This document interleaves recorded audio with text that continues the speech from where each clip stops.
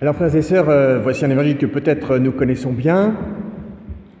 La première remarque que je ferai, c'est de voir que cet évangile, quand on demande à Jésus qu'est-ce qui est premier, eh bien il parle d'amour et il parle encore d'amour. Alors si certains prétendaient que la religion chrétienne parle trop d'amour, eh bien il faut qu'ils voient avec Jésus. Mais si on lui demande qu'est-ce qui est premier, Jésus il dit c'est l'amour. Alors on ne pourra jamais reprocher à la pastorale chrétienne de parler trop d'amour. Les pharisiens, il y en a peut-être parmi nous, et leur loi, eh bien ils sont invités à passer de la loi à l'amour. Ça c'est le premier point que je vous partage. La deuxième remarque, Jésus nous dit il faut aimer Dieu, il faut aimer son prochain. Alors le fait que nous n'ayons chacun qu'un seul cœur montre que notre cœur, soit il marche, soit il ne marche pas. Soit il aime, soit il n'aime pas. Mais l'amour ne peut pas être sélectif.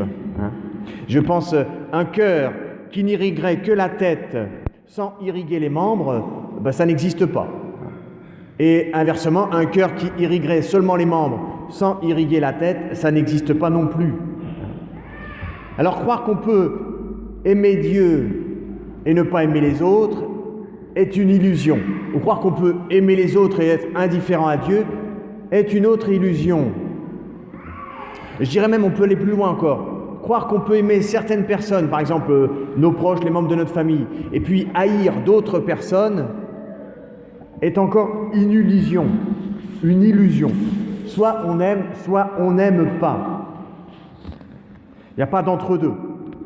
Soit le cœur marche, soit il ne marche pas.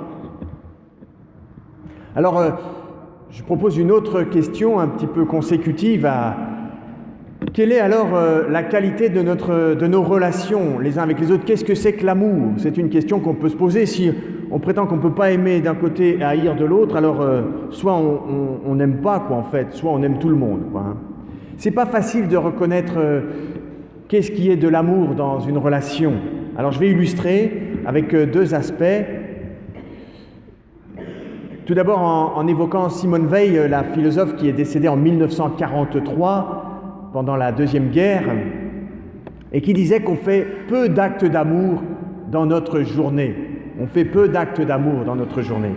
Alors je prends quelques exemples. Par exemple, le jeune qui cède sa place dans le tram à une personne âgée, en fait, il est peut-être bien élevé, tout simplement. Voyez.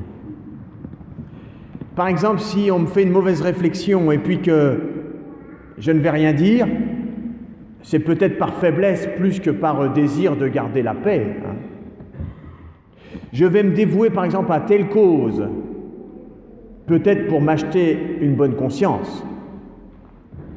Ou alors je vais prier le bon Dieu par peur peut-être d'aller en enfer, ou que sais-je, par habitude. Donc, vous voyez, on peut le faire sans amour. C'est pas facile de savoir la qualité amoureuse de toute notre vie, de nos agirs, Sous un autre angle, saint Augustin disait « Aime et fais ce que tu veux ». Alors le cardinal de Lubac, au siècle dernier, se permettait de poursuivre cet adage de saint Augustin en disant « Mais fais attention de ne pas croire trop vite que tu sais ce que c'est qu'aimer, Voilà.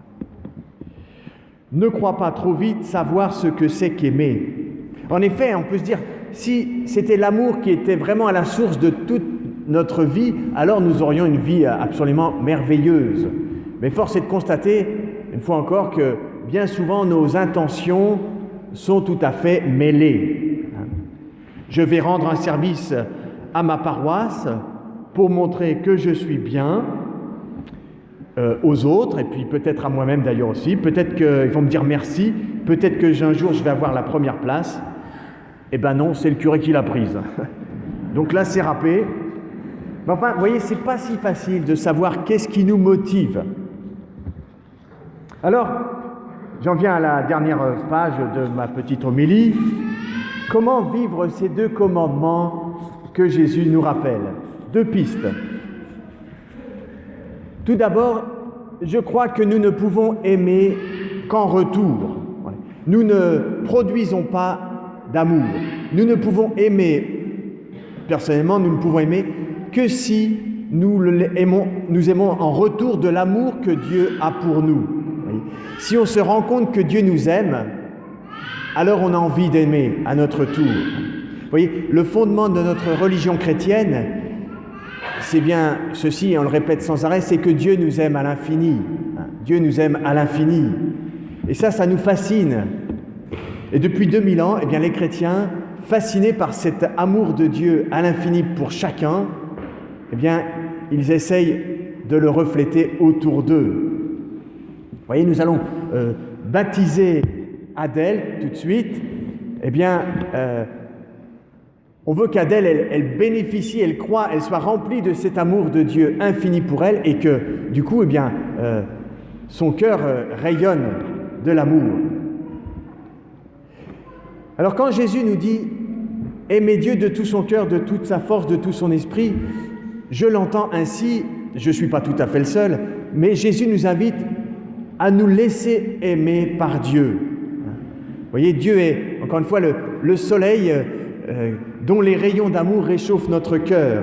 Et nous sommes des petits miroirs qui reflétons, autant qu'on peut, cet amour autour de nous. Alors, frères et sœurs, pour honorer ces 2 commandements que Jésus nous rappelle, je vous invite à vous tourner souvent vers lui, à vous ouvrir à Dieu. Vous voyez, comme des petites éponges qui ont besoin de s'imbiber de l'amour de Dieu. Le temps de la prière, le temps qu'on prend avec le Seigneur dans l'adoration silencieuse, etc. Tous ces temps sont des temps pour réchauffer notre cœur à l'amour de Dieu. Voilà, première piste, se laisser aimer par Dieu. Deuxième facette de comment honorer ces 2 commandements, eh bien, je dirais simplement par l'Eucharistie. Vous voyez, l'Eucharistie que nous célébrons chaque dimanche, chaque jour, l'Eucharistie, c'est le sommet de l'amour. Dans l'Eucharistie, Dieu nous aime jusqu'à nous donner sa vie. L'Eucharistie, c'est la matrice de l'amour, c'est la source de l'amour. Et on vient avec notre cœur. Alors, notre cœur, j'ai une petite image, je ne sais pas s'il est très poétique, mais je dirais notre cœur, notre myocarde, c'est un peu comme une pompe à 2 temps.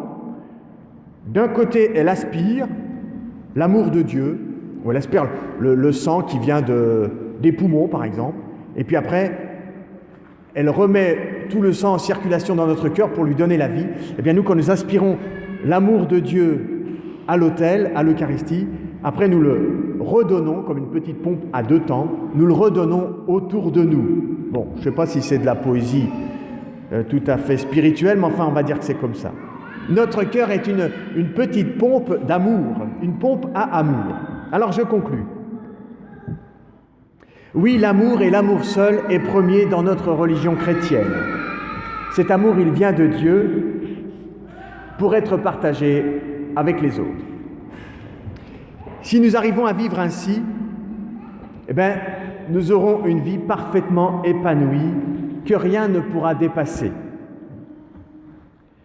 Car nous sommes faits pour aimer, nous sommes des petits cœurs sur pattes, et l'amour, c'est la vie de Dieu qui coule dans nos veines. C'est une façon pour nous d'apprendre à vivre pour l'éternité. Et telle est bien notre vocation ici-bas. Amen.